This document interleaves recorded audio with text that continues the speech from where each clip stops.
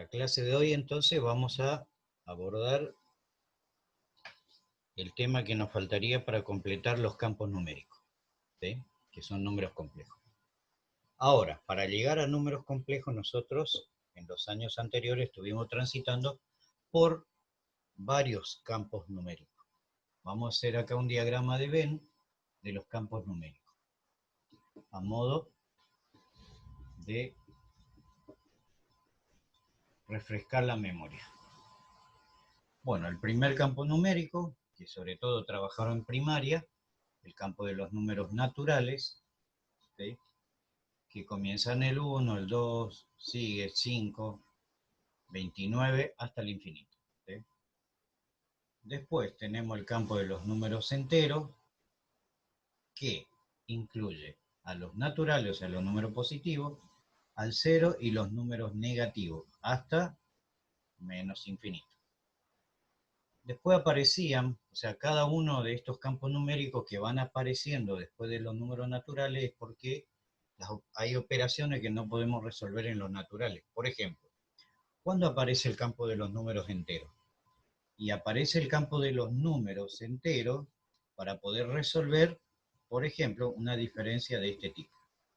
Cuando el minuendo es menor que el sustraendo, el resultado es negativo. En este caso, 1 menos 2 es menos 1. Y esto ya no es natural. Entonces, este número que viene a ser entero. Entonces aparece el campo de los números enteros para resolver diferencias donde el minuendo es menor que el sustraendo, ¿sí? O el sustraendo es mayor que el minuendo. Bien, después aparece el campo de los números racionales, ¿sí? El campo de los números racionales que simbolizamos con Q. ¿Cuándo aparecen los números racionales? Cuando tenemos divisiones no enteras. Por ejemplo, una división no entera, como por ejemplo si nosotros tenemos 4 dividido 2, no hay ningún problema, es 2.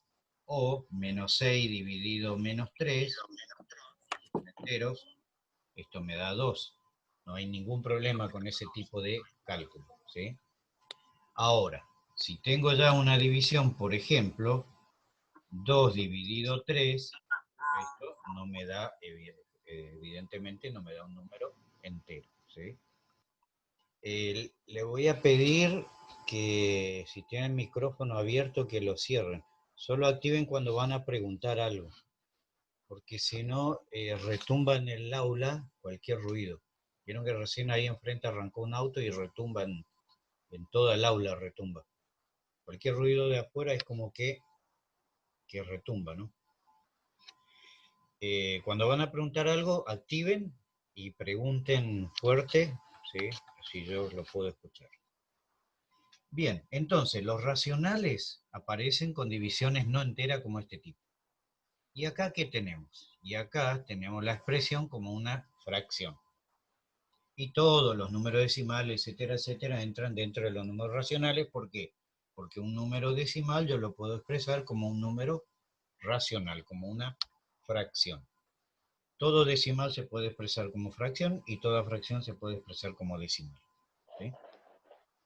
Bien, entonces se dan cuenta que operaciones que no se pueden resolver en un campo numérico me permite la creación de otro campo numérico, o viceversa. Un campo numérico se crea para poder resolver situaciones que no se pudo resolver en el campo anterior. Bueno, paralelamente a los números racionales están los números irracionales, que son los que estuvimos viendo en el cuatrimestre anterior. ¿Qué son los números irracionales? Bueno, a diferencia de los números racionales que, expresados en forma decimal, tienen infinitas cifras decimales periódicas, acá también tienen infinitas cifras decimales, pero la diferencia es que no son periódicas, ¿sí? O sea que en los números irracionales, por ejemplo, tenemos el pi, que vale 3,1415,9 y sigue su cifra hasta el infinito, pero no hay una cifra que se repita, no tiene cifra periódica. Esto es un número irracional por excelencia, uno de los más famosos, igual que el número e, que vale 2,71 y sigue. y después todas las raíces no enteras, como por ejemplo raíz de 2, raíz de 3, raíz cúbica de 4, qué sé yo. Todas las raíces no enteras forman el campo de los números irracionales. Eh, Profe, ¿Sí? dice Emilia si la podés admitir. Bien, ahí está. Emilia. Sí, ya está. Tarda un rato para que pueda entrar. Bien, entonces, hasta acá lo visto. ¿Sí? Bien, todos estos campos racionales e irracionales forman el campo de los números que denominamos números reales. O sea que, ¿Alguien más se le con... ¿cómo? No, que se había congelado su pantalla, profe. Ah, ¿ahora? Ahora bien. Bien. Sí, la señal ya sabemos que es un problema. Bueno, entonces, como vemos en este diagrama de Venn, ¿sí? Esto es un diagrama de Venn, que ya habíamos hecho una parte de este diagrama en los cursos anteriores, ¿sí? Diagrama de Venn. Eh, Vemos que los números reales, R, números reales, incluye a todos los campos numéricos, a los naturales, a los enteros, a los racionales y a los irracionales.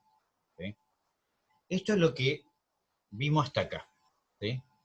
Operaciones con radicales, es un número irracional, por lo consideramos un número real. Operaciones con expresiones decimales periódicas pura, periódica mixta, es un número racional, lo consideramos como un número real, ¿sí? Pero acá hay situaciones, ¿sí? Así como con los racionales no puedo resolver raíces no enteras como raíz de 2, raíz de 3, etcétera, etcétera, ¿sí? Entonces se crea un nuevo campo numérico para trabajar de manera exacta como esos radicales. ¿Sí?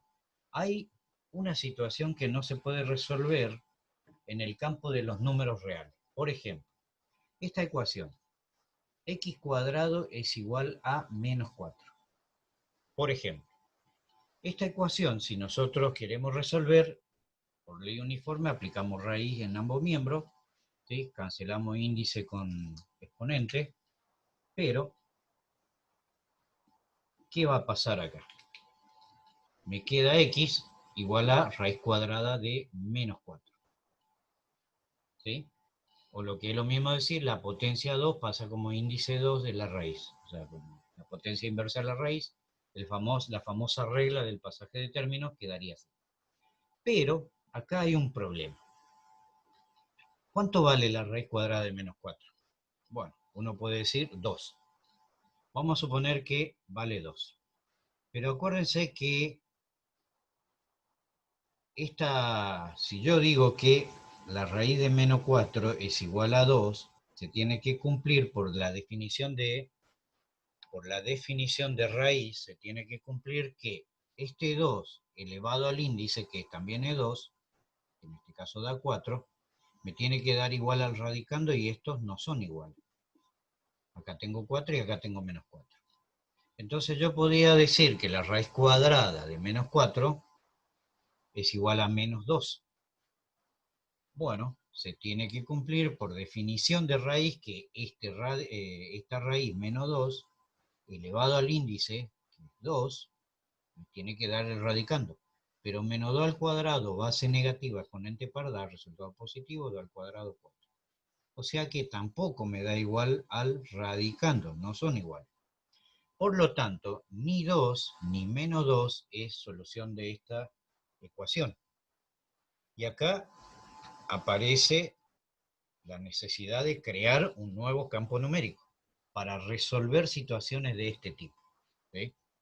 Entonces, ¿qué campo numérico aparece acá? Bueno, aparece el campo de los números imaginarios. Entonces, para poder resolver situaciones como esta, aparece el campo de los números imaginarios. ¿Y cómo lo hace? ¿Cómo es el abordaje para esto? Yo voy a borrar esta parte porque esto en definitiva son cuestiones que ya habíamos mencionado con regla de los signos de la radicación primero, segundo año. ¿Sí? Igual estoy grabando, así que este video yo lo subo igual al audio. Bueno, ¿de qué manera los matemáticos trataron de resolver situaciones de este tipo? Bueno, lo aplican como propiedad distributiva, ¿sí? A menos 4 lo considera como el producto entre menos 1 por 4, ¿sí? Menos 1 por 4 me da menos 4, o sea que acá no alteré nada. Yo puedo aplicar propiedad distributiva de la radicación con respecto al producto, o sea que yo puedo decir que esto es raíz cuadrada de menos 1 por raíz cuadrada de 4, ¿sí? Y sabemos nosotros, por regla de los signos, que esta raíz cuadrada de 4, ¿sí?, tiene dos resultados. Radicando positivo, índice par, tiene un resultado positivo y un resultado negativo. ¿Y cuánto es la raíz cuadrada de 4? 2. ¿Por qué? 2 al cuadrado me da 4. O sea que la raíz de 4 tiene como resultado más menos 2. O sea que hay dos valores, más 2 y menos 2. Y raíz cuadrada de menos 1 se define como i, un número imaginario i. Entonces, esta raíz cuadrada de menos 1 yo lo escribo como i. Entonces, esta ecuación cuadrática tiene como resultado más 2i y menos 2i. O sea que tengo dos resultados. Donde esta i es el número imaginario, ¿sí? Y se denomina número imaginario. ¿Y cuánto vale i? ¿Cuánto vale i? De acuerdo a lo que dijimos acá, i vale raíz cuadrada de menos 1. Bueno, entonces, de esta manera se crea un nuevo campo numérico para poder resolver situaciones de este tipo, ¿sí?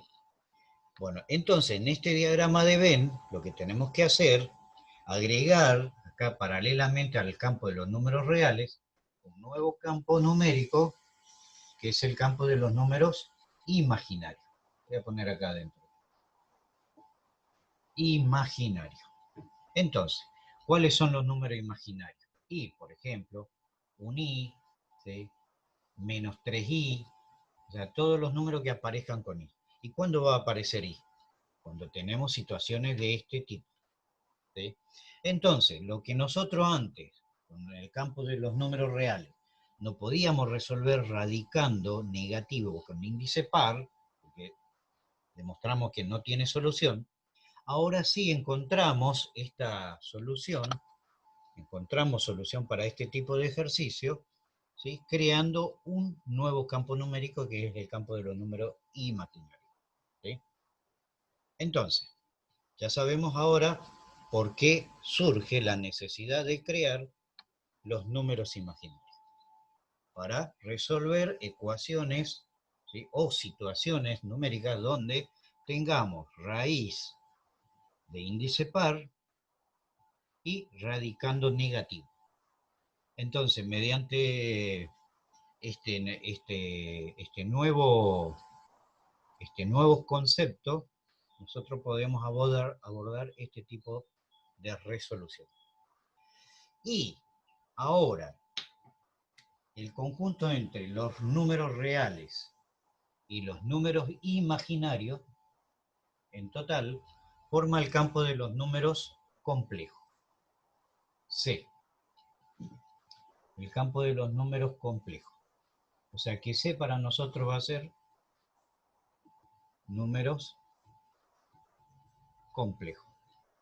Entonces, hay que tener muy presente la cuestión de los símbolos.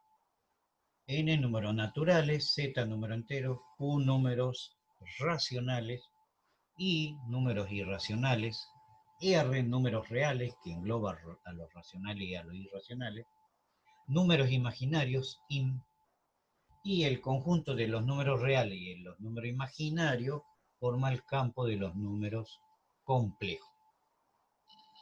Bueno, y con esto completaríamos nosotros todos los campos numéricos.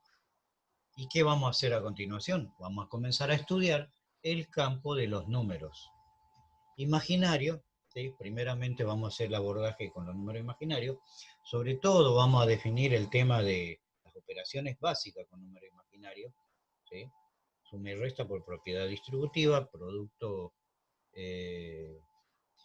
sea, suma y resta por propiedad asociativa, producto con distributiva, lo mismo que el cociente, y después vamos a definir el tema de las potencias.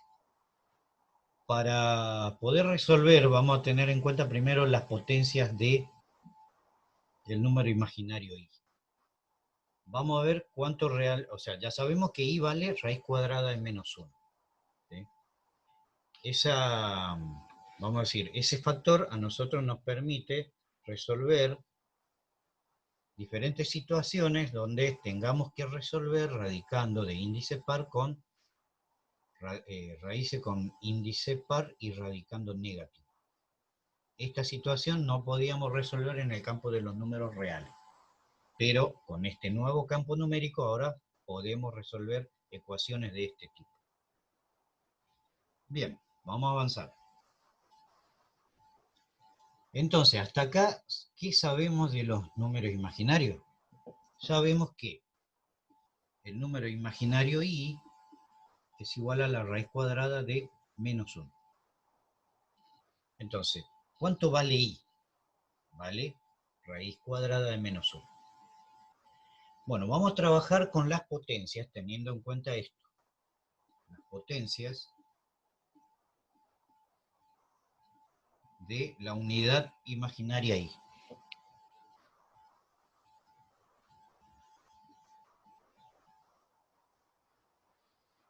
Entonces, las potencias de i. Primeramente, por una propiedad de la potencia, todo número elevado a la 0 es igual a 1. I elevado a la 0 igual a 1, por lo tanto. I elevado a la 1, todo número elevado a la 1 es el mismo número, o sea que va a ser i. I al cuadrado, ¿sí? ¿A qué va a ser igual? Para resolver esto, venimos acá, a la definición de i. Si nosotros decimos que i es la raíz cuadrada de menos 1, si pasamos esta raíz al primer miembro, esta raíz va a pasar como potencia, entonces tendríamos i cuadrado igual a menos 1. Entonces acá tenemos el valor de i cuadrado. ¿Cuánto vale i cuadrado? Menos 1. Entonces i al cuadrado es igual a menos 1. Ahora, i al cubo. ¿Cuánto vale i al cubo? Bueno, como nosotros ya conocemos estas potencias anteriores, i cubo yo lo puedo descomponer en producto de potencia de igual base, donde puedo tomar como i cuadrado e i a la 1. En el producto de potencia de igual base se suman los exponentes, 2 más 1, 3, y me queda i cubo. Y acá conozco el valor de i cuadrado, ¿sí? I cuadrado vale menos 1, ¿sí? Y a la 1 que vale i. O sea que en definitiva, esto no es otra cosa que menos un i. Pero ya sabemos nosotros, por las ecuaciones que estuvimos resolviendo en cursos anteriores, que este coeficiente 1 no se escribe, o sea que esto es directamente menos i. Por lo tanto, i cubo para nosotros va a ser directamente menos i. I cuarta, ¿cuánto va a ser i cuarta? Bueno, i cuarta podemos descomponer como i cuadrado por i cuadrado, teniendo en cuenta el mismo criterio del producto de potencia igual base. Ahora, i cuadrado sabemos que vale menos 1. Entonces me queda acá menos 1 por menos 1. Y esto me queda menos por menos más, 1 por 1, 1. O sea que i cuarta es igual a 1. Entonces, si nosotros comparamos 1, acá vuelvo y se repite este valor de i a la 0. Y si yo coloco i a la quinta, ¿cuánto va a valer? Y bueno, lo puedo descomponer como i cubo por i cuadrado, donde i cubo vale menos i cuadrado vale menos 1, por lo tanto esto me queda menos por menos más, y por 1i. O sea que i quinta vale lo mismo que i a la 1. Bueno, entonces i a la sexta se va a volver a repetir y va a ser igual a i cuadrado y así sucesivamente. Entonces, ¿cada cuántos valores se vuelve a repetir los valores de las potencias de I. Y bueno, acá tengo I a la 0 que se repite con I cuadrado, o sea que 1, 2, 3, cada 4, ¿sí? Cada 4 potencias se vuelve a repetir el mismo valor. Entonces, teniendo en cuenta este criterio, lo que podemos hacer, por ejemplo, si yo tengo que resolver I a la 97, por ejemplo, tengo en cuenta de que las potencias de I se repiten cada 4 lugares, cada 4 números. Lo que hacemos es directamente para resolver estos casos, nos vamos a ir haciendo este análisis hasta llegar a la potencia 97.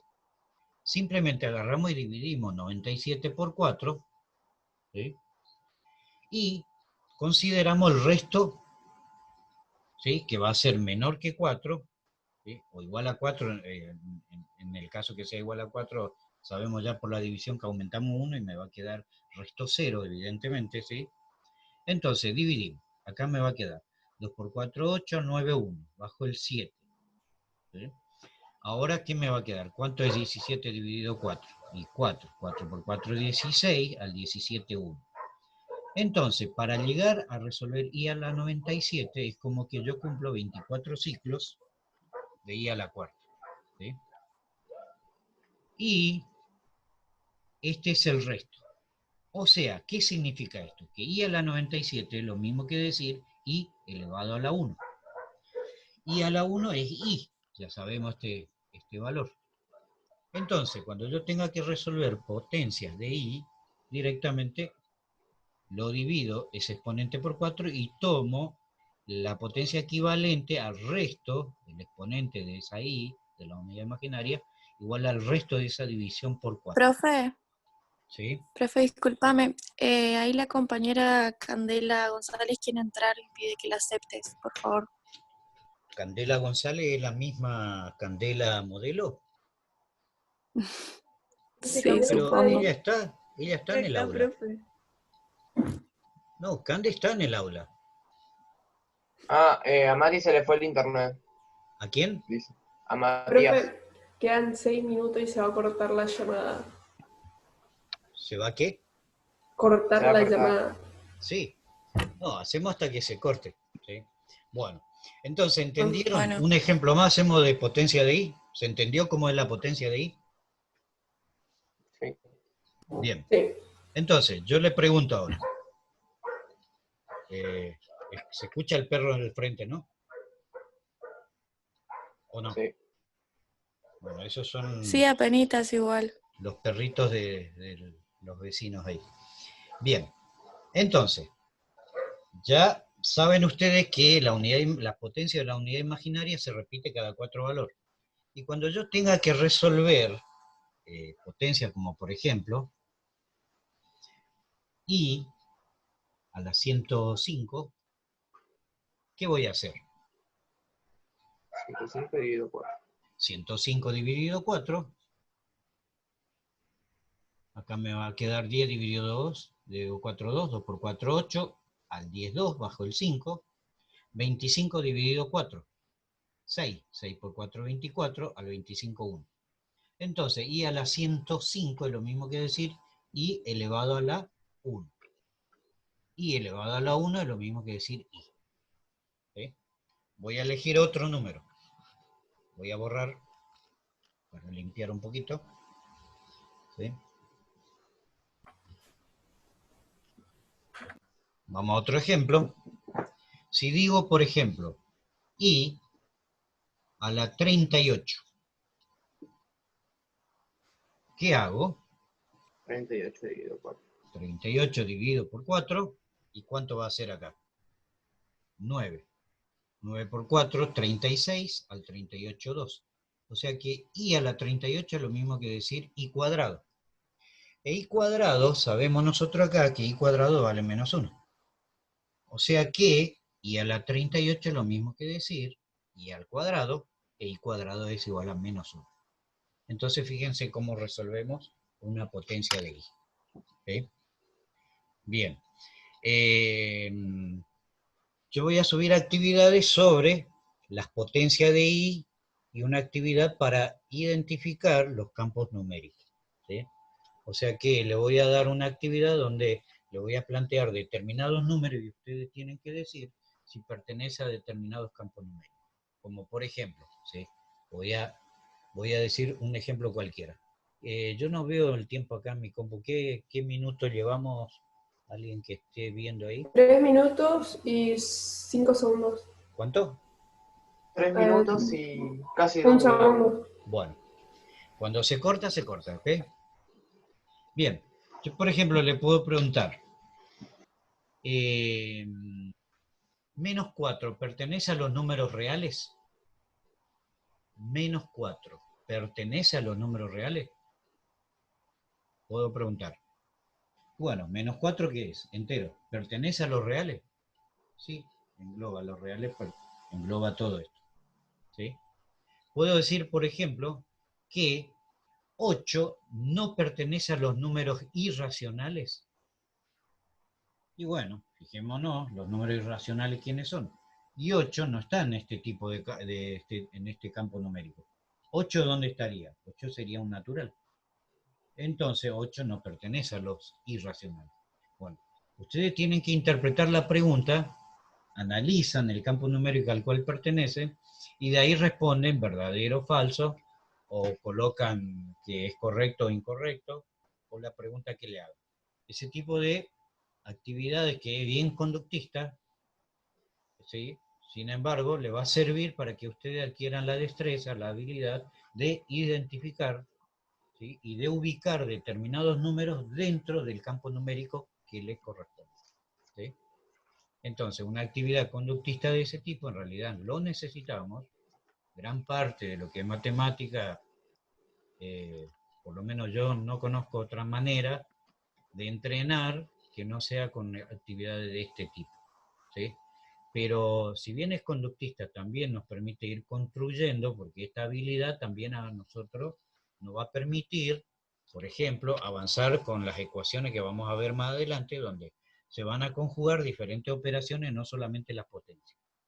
Nosotros arrancamos con las potencias de I, ¿sí? Por una necesidad de determinar los valores de esa potencia, porque cuando venga un producto, por ejemplo, y multiplicamos la unidad imaginaria, después tenemos que traducir a cualquiera de estos 4 valores. Porque fíjense que las potencias de I pueden valer entre 1, I, menos 1, menos I. Y después se vuelve a repetir.